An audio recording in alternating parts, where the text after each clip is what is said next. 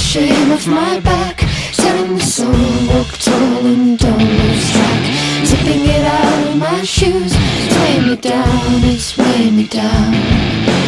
Leaving the side of my house, looking to find a friend and leave again. Cutting the wires within, so I'm falling out. How do I begin?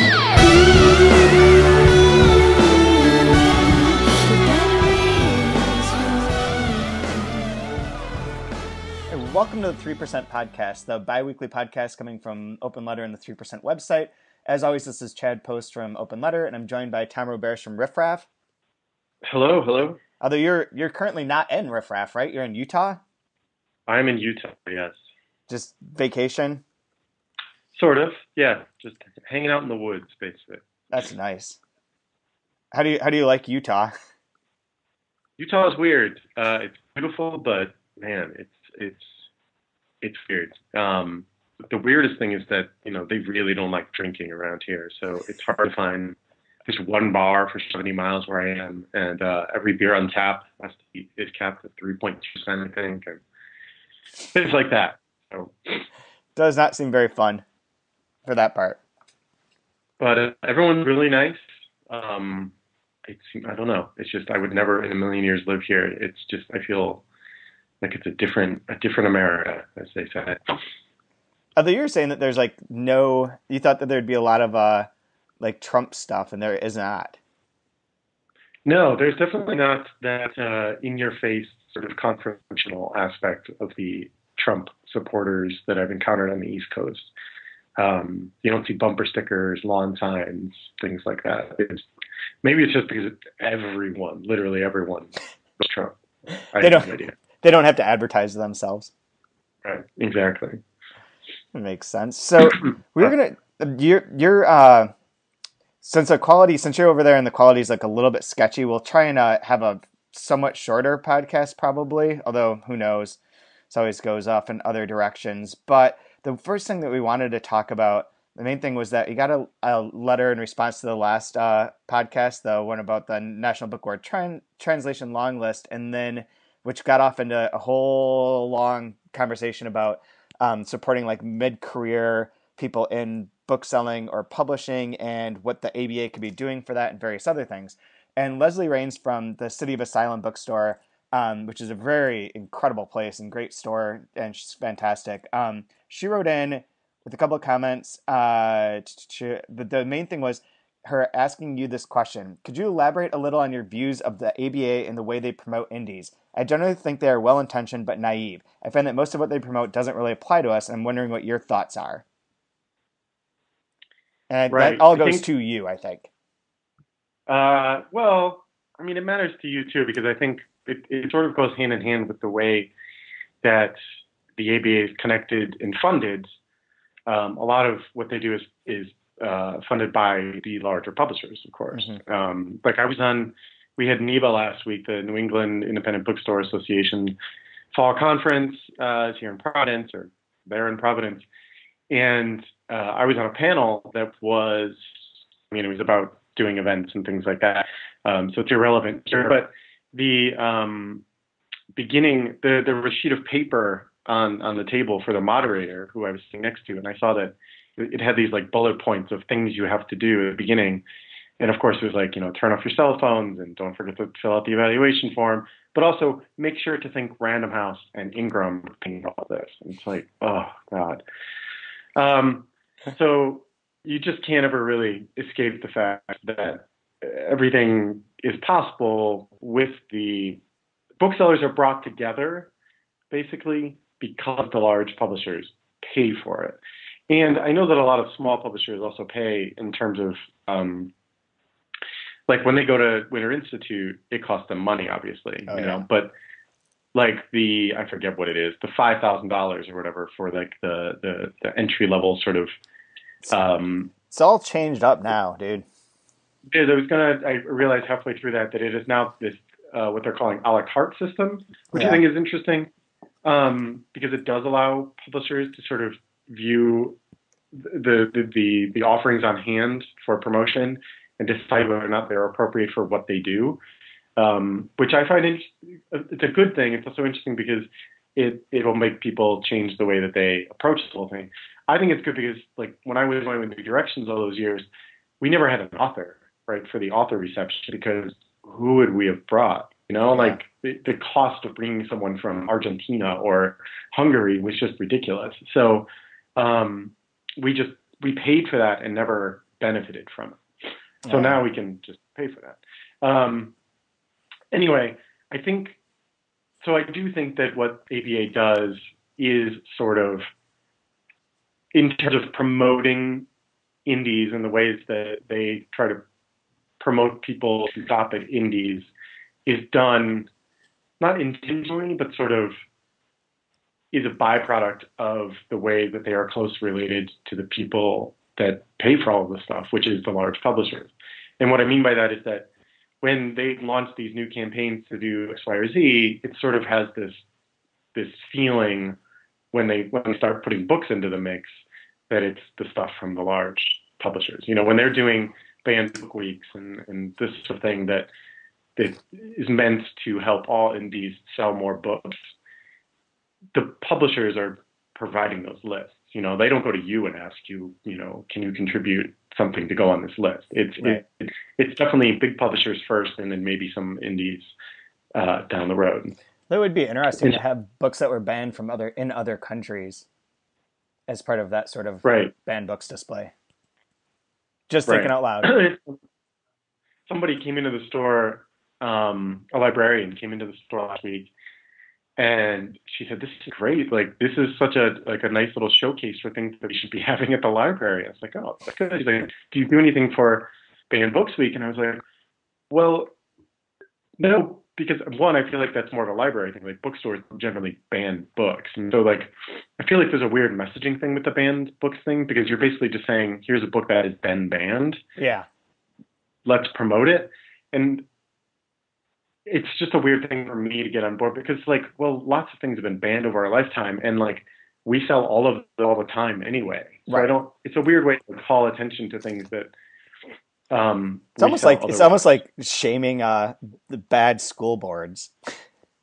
Yeah, exactly, and that's where I mean that should be done absolutely, but I don't. It's a weird way to promote books. Yeah. It's very backward looking to me, which I find not very interesting. It's like, oh, you know, Fahrenheit 451 was banned. It's like, okay, but that book is 50 years old at this point. Like, let's sell something new. You know, that's our sell the new contemporary thing. You know, we don't have a deep back. I mean, a lot of schools.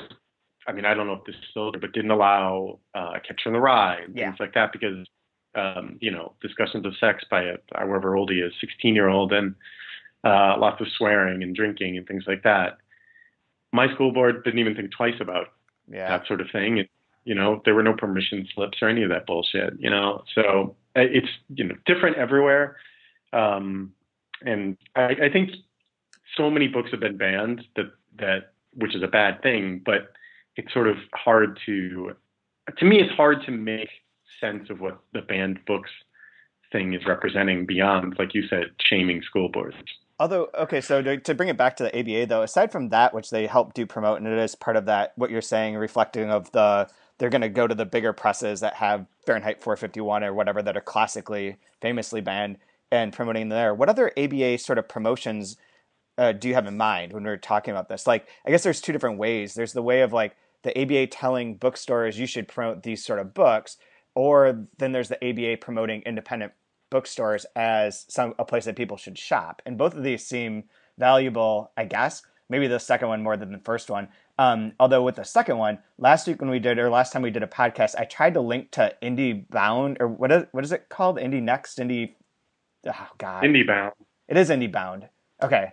Yeah, this is a marketing thing for new books. That website's awful.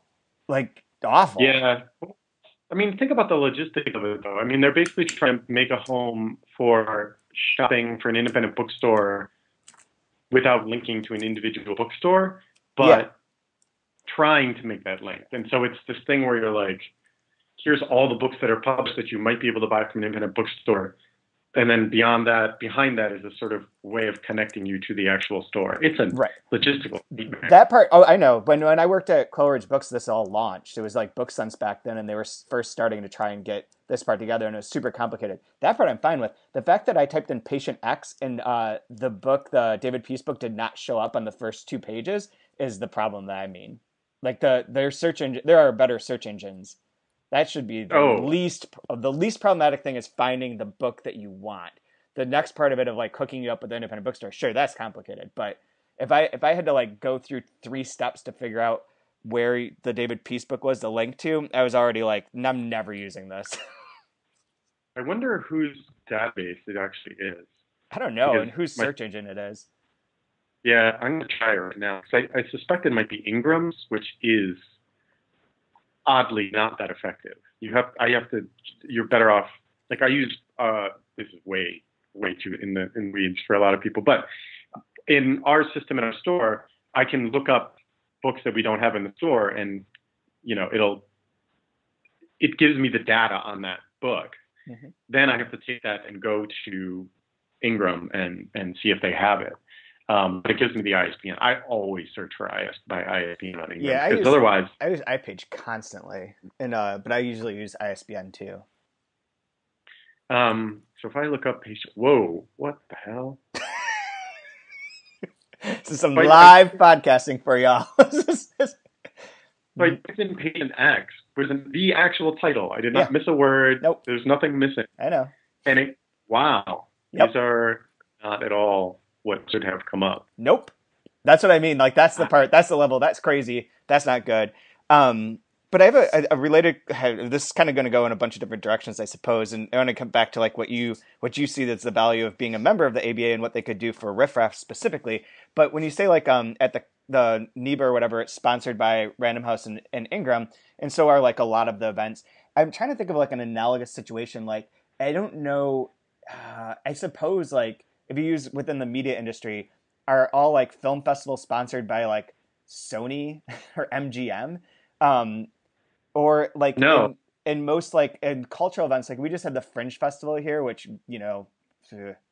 whatever, it's great, everyone loves it. They all sang karaoke together in an empty parking lot, and people just thought it was the greatest thing ever.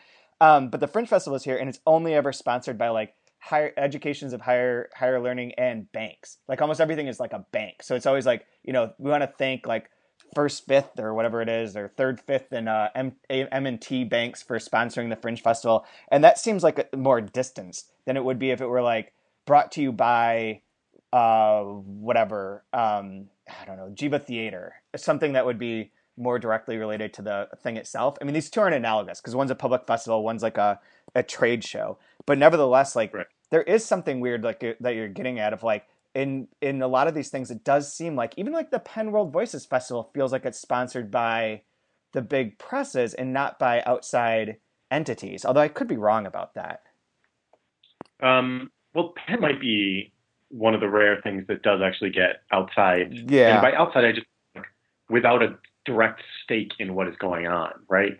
Like when you talk about like film festivals or whatever, which is kind of an inside, it's like a stand, it's like a showcase inside the movie industry to promote those movies, right? I mean, the Right. public, of course, hears them because a lot of reviewers are going to these things, but it's always sponsored by like Cannes is sponsored by like Mercedes-Benz, for example, Yeah, right? yeah. Like just find something that's like a brand that people who might be going to the festival or hearing about it, which that's an audience that Mercedes-Benz wants to advertise to, and so they sponsor it, right? My problem is that it seems weird that Random House, because they have so much money, can afford to sponsor these, trade shows, but they also have a stake in what goes on at the trade shows, and that seems problematic to me. So, no, what I was talking about with Leslie, and I wrote her back and sort of tried to expand on what she said, was that a lot of what you're talking about, like the everyone is shop at independent bookstores, sort of broad, wide shopping encouragement they do for independent bookstores writ large is so hard to find value in for a lot of stores because I don't know who is getting that message on like the customer level. Mm-hmm. And I know, and it's because they're advertising all independent bookstores, they have to say like, they have to default to like, books are amazing, right? You should shop at an independent bookstore as opposed to Amazon, right? And which is a weird leap to make already, but they do try to sell the, collegial sort of aspect of being in a bookstore and the sort of, deep knowledge that booksellers have in terms of recommending things and sort of just being part of a community, which, comes from being a regular at a store and all those sorts of things, which are great. But how does ABA reach a customer that doesn't know about my store yet in the Rhode Island area and convince them to come to my store? I just don't see how that happens, because where are they advertising? What is their promotion actually doing? It seems like a lot of what they do depends on the people already being in the bookstore. And feeling good. I'm doing that work, right? So I don't understand exactly where the ABA sort of fits in to these sorts of things. It just seems like a lot of what they do is, on the other end, they give you all these stupid marketing materials every month that I immediately throw in the trash. And it's, little signs you could put in your store for X book, like be a part of the movement to sell this book. And it's like, okay, that was clearly paid for by HarperCollins. And that's fine. But if I don't have any use for that, that was a huge wasted effort on somebody's part. And it just, because they don't understand, because I don't know how, they don't know how to reach potential customers to stores in specific areas, it all just falls a little flat. I see, yeah. Right. So it feels like it would be have been two things. One was like a war of attrition at one point in time, or to prevent attrition, where people were in their bookstores and were lured by Amazon, and so they're like, we need to stop those people and reinvest in like promoting the values that's added by buying your books at an independent bookstore versus just getting them clerked through a website. And then the second part would be like, if they were generally lobbying for independent bookstores in some way, but I don't know what that would entail, especially like on a national level, but that it wouldn't the direct advertiser, the advertising that would bring someone to your stores to support the stores to keep them in business seems very difficult from like that organizational perspective. But if there was some sort of lobbying or some sort of were involved in like getting the lawsuit against Penguin for all the bad discounts and the antitrust lawsuit back in the early 90s, late 80s, whenever that was. That was a long time ago. So they were doing something like it then, but I don't know if I know that their big obsession is going to be Amazon and how to get Amazon curtailed in some way, but I don't know how that's going to happen from any particular group, to be honest. But I don't know what else they would be like lobbying for, how they would lobby. I do believe that they do some lobbying, if not, maybe lobbying is the right word, but right. They do some sort of representational negotiating and sort of things like that with the large publishers, and with every publisher, I guess, to sort of make sure that discounts are fair across the board, or fairer across the board. And honestly, one major thing is just making sure that like a new store gets a chance at getting those discounts just as much as a store that's been around for 30 years. Right. And making sure that everything is sort of standardized and that publishers can't, gouge new stores and make them prove it and all that sort of thing beyond, what a fair business practice would actually be. And they do a lot of things like that. And they negotiate sort of discounts on, I can't even think, like equipment for things like that. And, right. But again, it's done in such a wide scale, and there are so many different stores with so many different needs in terms of these things that it's very hard to take advantage of those things because we're all so different. And that I think is the problem. In terms of the like advertising like against Amazon Pro bookstore, I just think they shouldn't waste their time and money on it. I mean, and unless they're really going to go all out and like start a TV campaign that airs during, whatever dumbass Thursday night sitcom are on TV, like Friended by God. Right. Don't even know what that is. It's real show, man. Real show. If they had a thing where it was like, and I know they tried to do this with the PBS thing and that was all, well and good, but they should just, they need to find a way to promote shopping in bookstores that doesn't come across as, hey, aren't books great? Let's shop at a bookstore. They need like real stories from real customers that aren't fucking celebrities, that get across the idea that this is a place you want to go without it sort of becoming so whitewashed that it's useless. Yeah. And that's a tricky thing to really, do. Don't get me wrong, but maybe because it is so tricky, just don't waste your money on it and spend more money educating your bookstores instead, you know? Yeah, don't they? I mean, isn't that like really the big value for you being part of the ABA is that you have access to a lot of like data and information and support if you need it? You might not need it personally, but I mean, yeah, it's a way.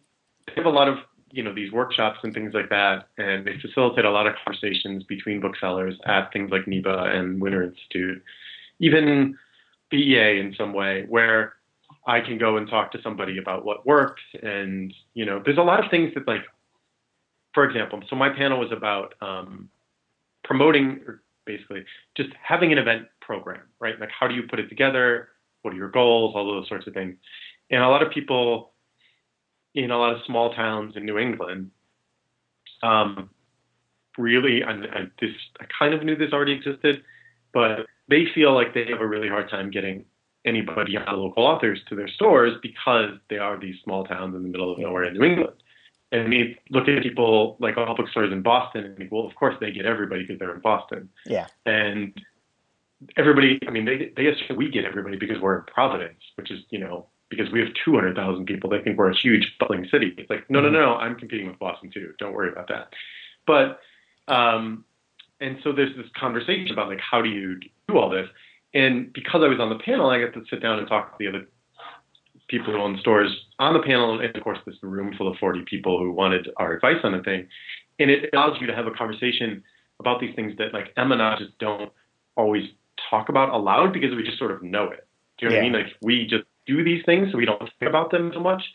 And there's value in sort of voicing these things and sort of brainstorming and realizing what you're doing so that you can maybe do it better or do it more often.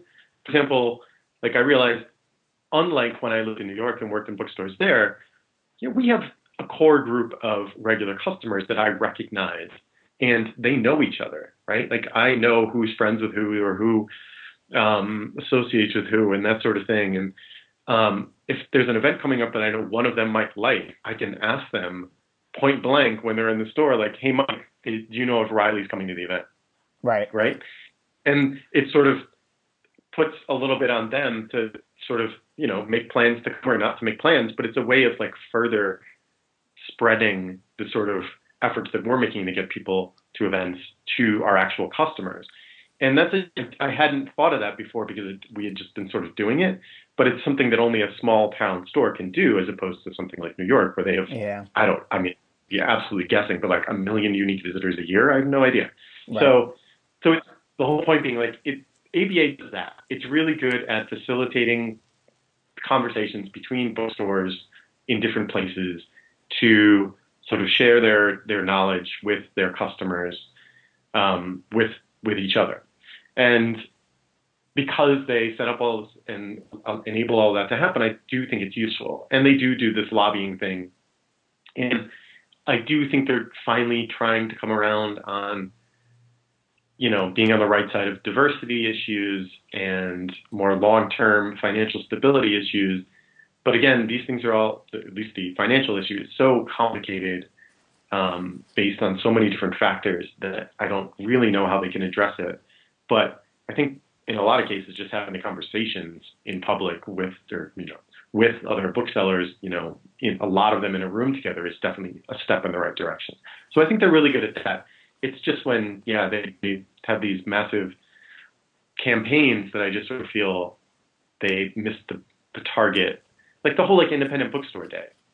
Oh yeah. Like, I maybe 5 of my customers knew that it existed.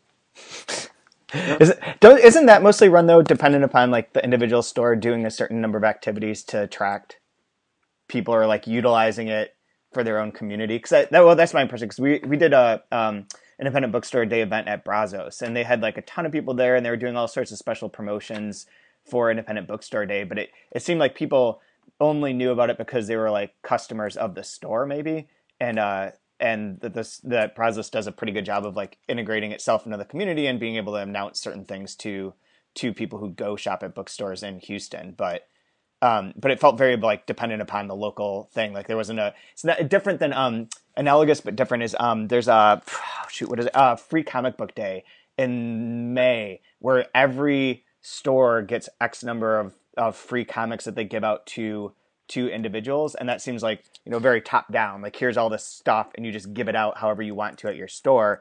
But they promote it as like if you go to your local comic book store, you get free stuff on this particular Saturday. Right. Which, and this is different. Yeah. Remember when there was that night of the books where they give out book night, World Book Night. World Book Night.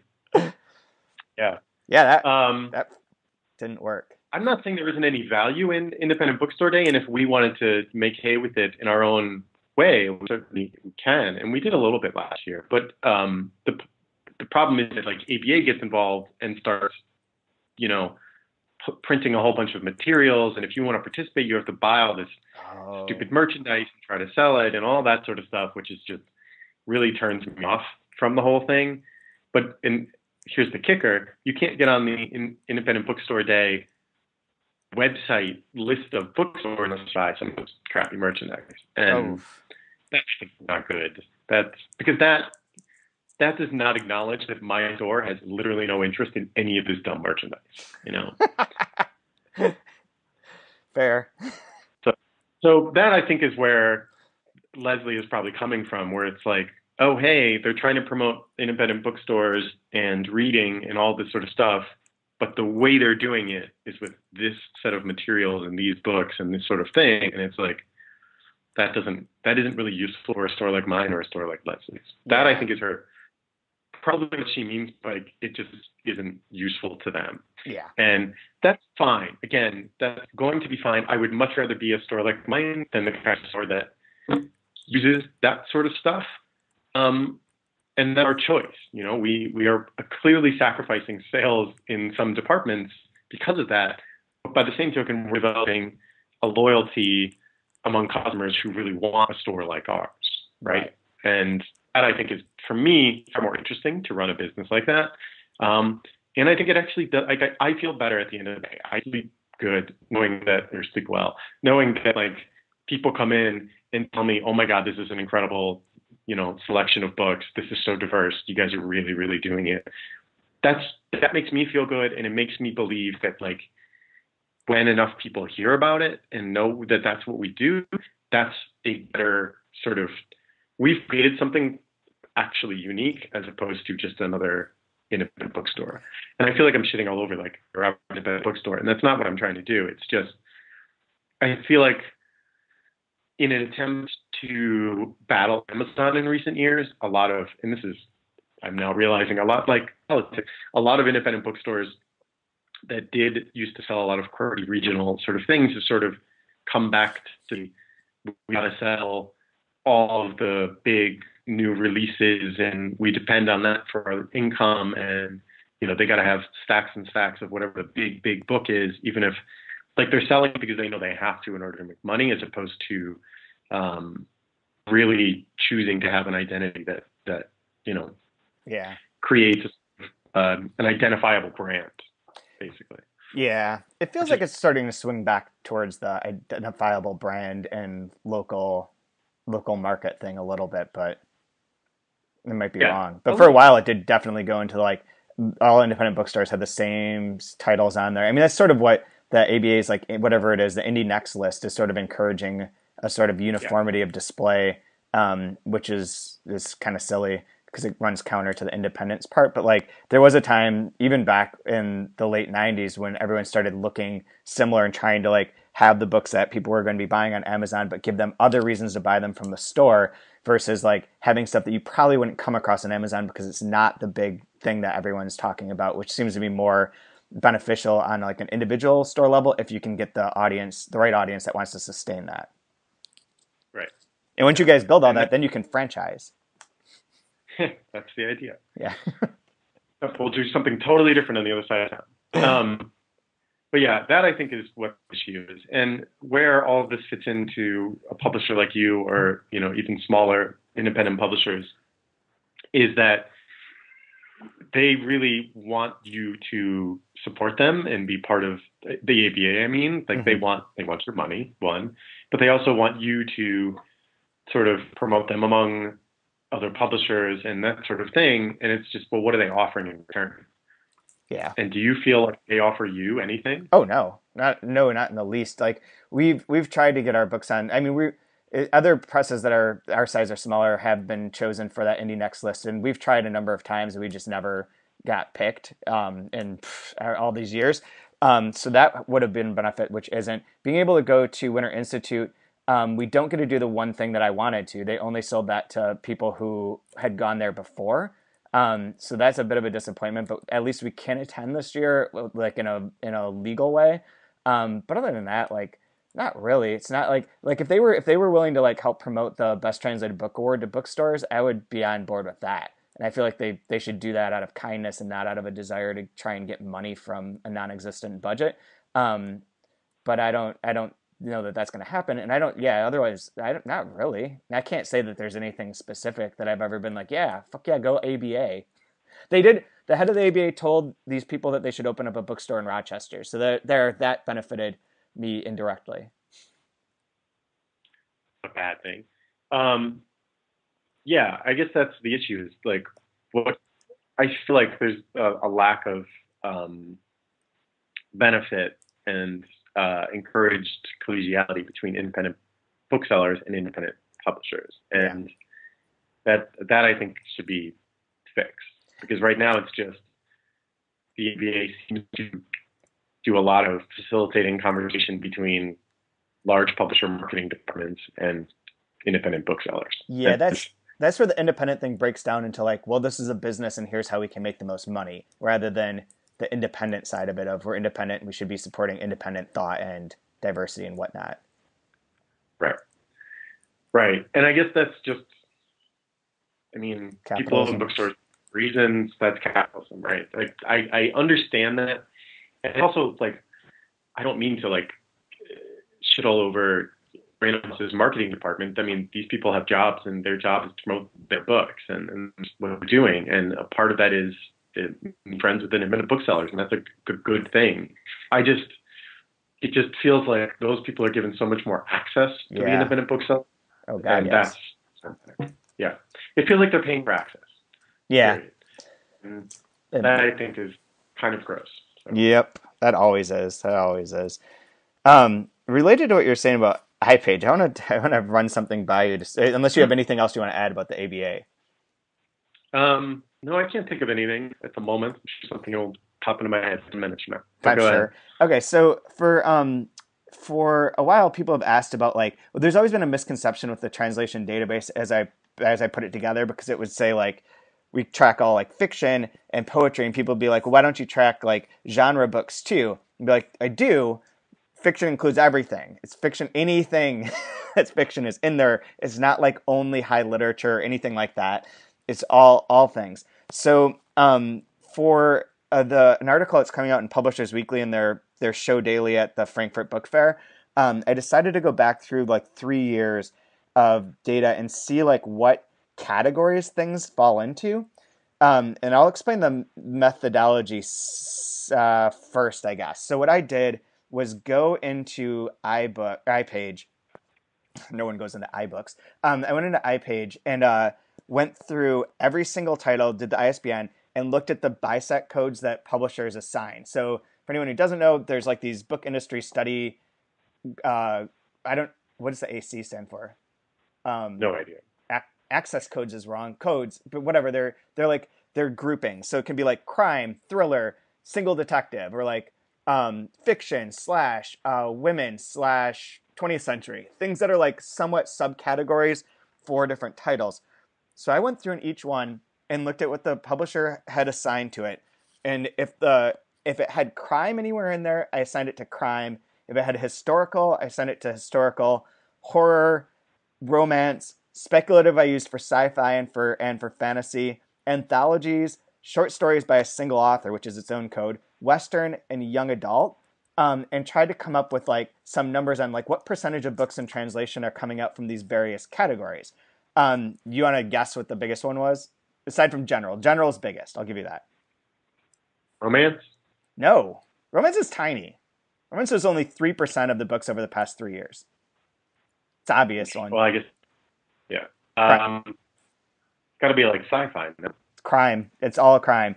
So 25% of the books that came out in the past 3 years fell into the crime, thriller, mystery category. After that, it's very small. The next biggest is historical, which seems deceiving because anything that involves World War I or World War II is getting tagged with historical. And then it's speculative, romance, short stories, anthologies, horror that are all pretty low down there. Western, there was one Western, which was very exciting to me. But it was from like a Canadian author, so it kind of makes sense, right? And then young adult was tiny. I wonder if I'm missing something in the database if some of the young adult books have been categorized as children's books and not as fiction for young adults. But there are only 13 titles over the past 3 years that I could identify, and which is strange. So I don't know. There's not a lot. Like all that seems to make sense to me. Like there's nothing super surprising about it. But right after I did this whole thing, which took some time, but was kind of interesting to just keep entering in and categorizing stuff. Someone asked if we were ever going to add this to the translation database. And I was like, man, it could be interesting, but there are a ton of problems with it. The first being, are these the categories that one should use? The second being, these BISAC codes are wildly inconsistent. And there's a lot of them that are multiples. So they'll be like historical and then romance as like, cause you have up to like, I think you might be able to put 5 maximum, but most people put at maximum 4 different codes. And the first one will be like fiction general, and then like crime, and then like romance. And then in those cases, like I was just putting them into like the first one that was listed, with the exception when it was historical and romance, I put it in romance because I figured that was a very definable sort of category that I can envision existing. But like some of them like are kind of crazy. Like publishers will assign stuff to romance that's like kind of not really romance, but it's a love story and they probably just want people to click through that. So that makes it complicated too. So I don't know if the data would be super useful, or if these are the right categories, or if it's something that we should even pursue. But I have the option, and I have like 1,400 pieces of data already from the past 3 years, and it doesn't take long to go through and just start dropping things into categories and being able to upload it en masse to the database. So I wanted to get your take on this because I sort of got to the point of being like, I don't know if this is a good idea or a bad idea. Before I answer that, can you tell me how many, so if you say of the, so 25% of the things that are genre, quote unquote, of the crime, of the 1,400 books that were published in translation from 2016 through 2018, 363 fell into the category of crime. And then from there, it's a drop off to the other ones. So it's still 25%, 80, well, let's say 70% just quote unquote literature. 46% is just general literature. Didn't have any genre associated with it. If it was, I feel like you're adding more adjectives to things that don't need adjectives, is my take on the whole thing. In that, I feel like sometimes those BISAC codes, which, in case anyone doesn't know, are not assigned by like the Library of Congress or something. No. Like these are publishers get to choose these because they get to, like you said, sort of enhance their chances of them getting seen as libraries or whatever look for these books to fill out sections. So a lot of times those things are added in because it's like, oh, this is a book, this is a literary novel, but it's got all female protagonists, so let's make it women's literature too.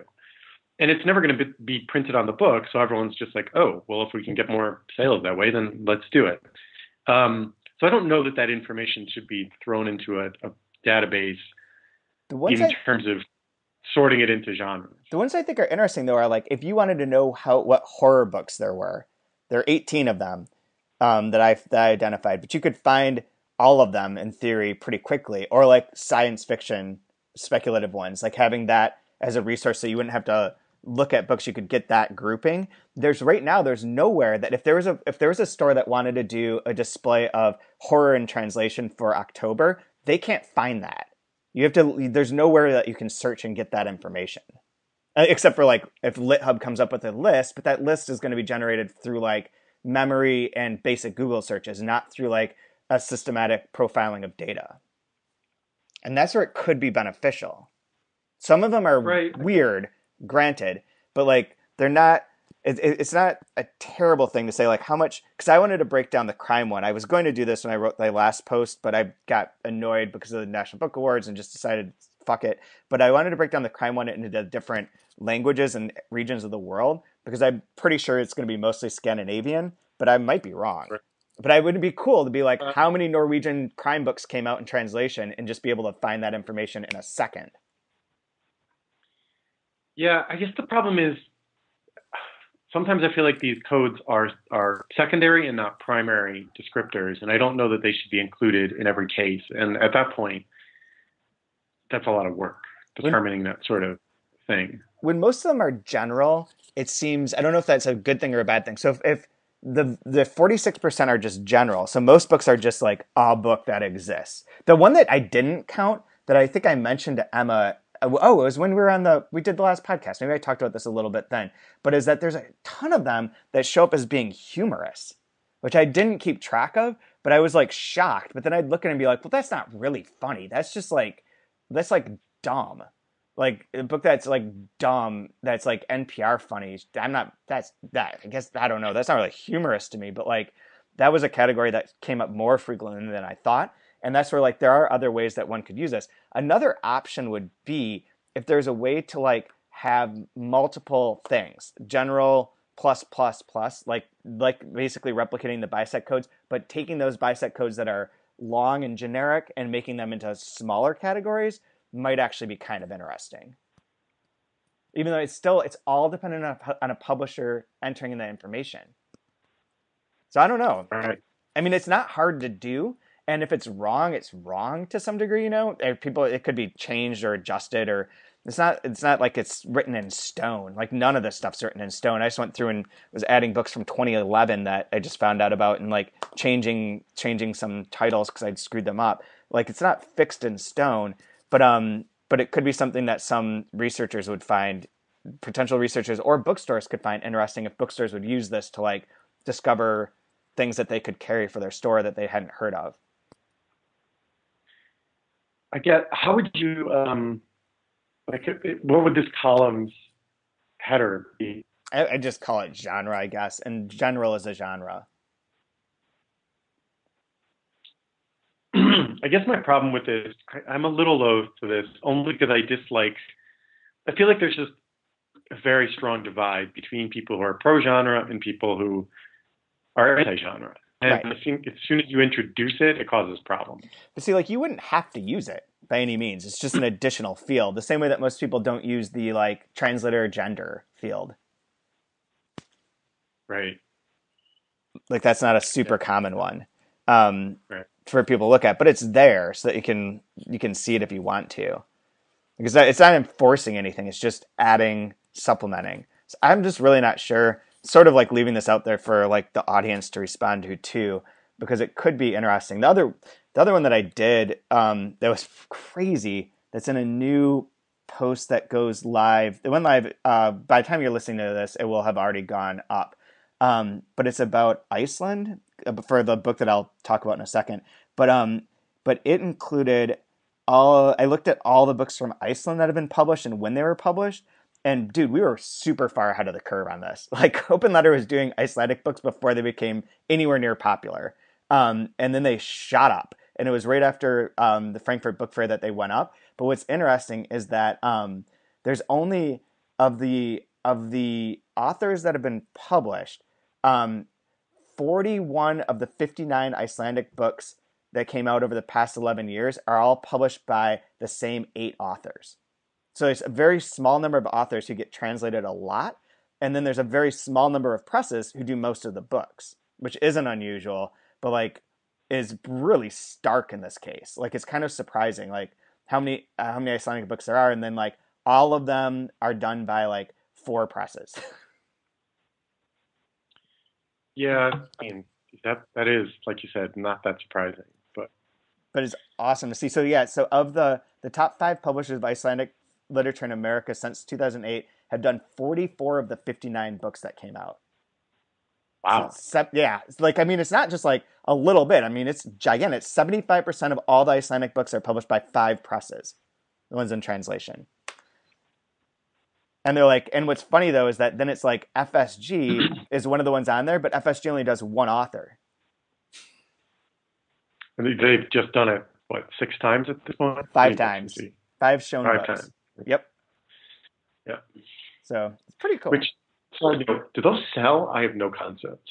I love Codex 1962, which is the book that I was going to promote at the end of this at our little promotional book, but I can do it now. Is that I finished this the other like last week, and I really enjoyed it, and I loved like it starts off in one sort of quasi historical vein in the first part of the trilogy, almost like set in World War II and like with people like trying to survive a little bit, but like it's a bit goofy and a bit funny and a bit strange in the way that his books are usually a bit strange or a bit surreal. And it's all framed through like this idea that some guy is telling some woman the story, but you're not clear on like who those 2 people that are talking are. You're just getting the bits of the story, and it goes off in a bunch of different directions with like digressions and stories about all kinds of stuff.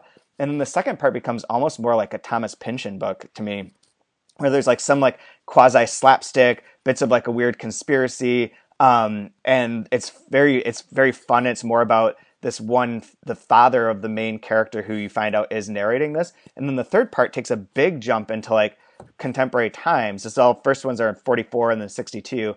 And then the contemporary times one just upends everything that you've come to understand about this book and reframes it in this gigantic and interesting way. And not saying much about it, and I didn't write much about it because I kind of think that if you were reading it, you get so much more out of that than having this little bits of it spoiled. But it's a wild book, and it's really fun to read, and it's very adventuresome and risk-taking. Unlike most of the books I've been reading recently, it feels much more like, by contrast, I read this crime book, Don't Send Flowers, which is absolutely none of those things. This is like doing something interesting with like structure, with the voice, with the way that he's coming at it, and it's by far one of my 5 favorite books of 2018. I feel like you should tell people that it's like 700 pages. It's not 7, is it? It's like 513. Really? Yeah, I got 517 because I got the finished copy finally arrived like yesterday. I read the galley, which if anyone reads the post, go look at the post just for the picture of the galley, because my galley like fell apart in a way I've never seen a book fall apart before. Like it's still in one piece, but it's like just distorted in very weird ways. And I was hoping that we'd get the finished copy so I could read that, and it arrived yesterday after I finished everything. But it's beautiful. And it reads really fast, actually. I didn't notice it being very long. Where is this? And while we're talking about gigantic books, it's funny. I've been so unsure what to read. I don't know why. I've just been reading short things lately after the David piece. I'm rereading on the plane. I decided to reread Fragments of an Anarchist Anthropology by David Graeber. Tiny little book done by Brickley Paradigm way back in like 2004 or something. But I picked up, did you know there's a biography of Hermann Hesse coming out from, I think it's Yale University Press? No. I'm trying to find, it's easily 900, maybe 1,000 pages. Oh, it's Jesus. just fucking gigantic. And I saw it sitting on the table, and the rep was like, you can take one. I was like, sure, why not? I like Hesse. I don't know what this biography is going to actually be, but, you know, I can find a picture. I'll send you one when we get back. So I have to get on a plane again tonight, and I'm going to read the Milk Bowl of Feathers. Have you seen this yet? What is it called? It's called The Milk Bowl of Feathers, Essential Surrealist Writings. New Directions just put it out. Yeah. Yeah, it's a lot of like 1- and 2-page surrealist pieces of writing, and God, there are a lot here. There's at least 30 different individual pieces in a book that's only less than 100 pages. So. Oh. I thought you were going to It's say it the was kind like of a thing. long book. Oh God, no, no. It's short, but I'm in the mood for some surrealist writing. It's the times we're in. I need something. I feel like I'm reading a lot of weird shit these days, in order to sort of combat the sort of day-to-day tasks of my life, if that makes sense. Codex 1962 is definitely weird. By the way, have you read the Chico Buarque book, My German Brother? Because you No, like but him, right? I do like him. I really liked whatever the hell the one was, the Ghostwriter one. What the hell is that called? Budapest? Budapest, yeah. It was really good. Really like that one. So I haven't read it yet. We've had it at the store for a while. I need to pick it up and read it. For some reason, it was this one we got in yesterday too, but it had been in the database as a 2017 pub date, but it didn't come out until 2018, so I just corrected that. But yeah, I hadn't seen this at all because we hadn't gotten it. We just had must have gotten a listing for it at some point in time. Yeah, I never got a Galley. It just showed up as a finished book one day. Compared to Sebald on the very first line, so in the tradition of Austerlitz, W.J. Sebald's investigation of the intersection of history and personal memory, My German Brother, blah blah blah blah. Right. It's not a good that's never a good opening, but alas. Yes, here it's Harvard University Press. Oh, the Hermann Hesse thing. Yeah. I cannot have an image of it, but I found it is quite one of the. I'm sure it'll be fixed before anyone hears this, but when I was doing the post about Codex 1962, FSG doesn't have. They have, instead of the cover, they have a placeholder that just says no image available, a picture of their headquarters, which made me feel really good. Not even FSG can get their shit together correctly. They also fuck up. I'm not the only one. yeah. I know. I'm always shocked when, and I'm not going to call anybody out, but I'll be doing the event, trying to get author photos and covers and things on the website, and I always use the most recent bio that I can find or whatever. And I found one the other day that was the bio was a year old, and it was oh, sad. This needs to be updated, people. Come on. We try and keep on top of that, but I don't think that happens as frequently as it should. It's anytime a new book's coming out, then we can update the bio, but I don't know how. Yeah, I'm sure that there's multiple versions of some of our authors' bios out there that are very old. Well, but our new marketing guy, it's his job, not my job. Washing my hands of that publicly. This is a book that's coming out in 3 weeks. You'd think the publisher would be on top of this. That's true. All right. Anything else? I don't think so. I do want to reiterate that Friended by God is a real show. It's about a guy who gets a text message from God friending him on some sort of social media, and it's a real show, man. Oh, so the Nobels are coming out this week. I keep getting emails when I wake up from the New York Times about whatever scientific Nobel has come out. So we're not getting a literary one this year. Nope. But we are getting that weird shadow thing. The what? Correct. Have you not heard about this? These people are giving out if the Nobel were given out this year, here's who we're giving it to. Oh, I do remember reading about this before. And wasn't it I think you might have sent it to me, and it was a strange amalgam of writers that were on the list, if I remember right? Yeah. Yeah. It's very, very strange. So very curious to see how this gets covered and paid attention to in the book world. But obviously, the New York Times is not going to acknowledge this as real news or anything. So what is it actually called? I can't remember. I don't know.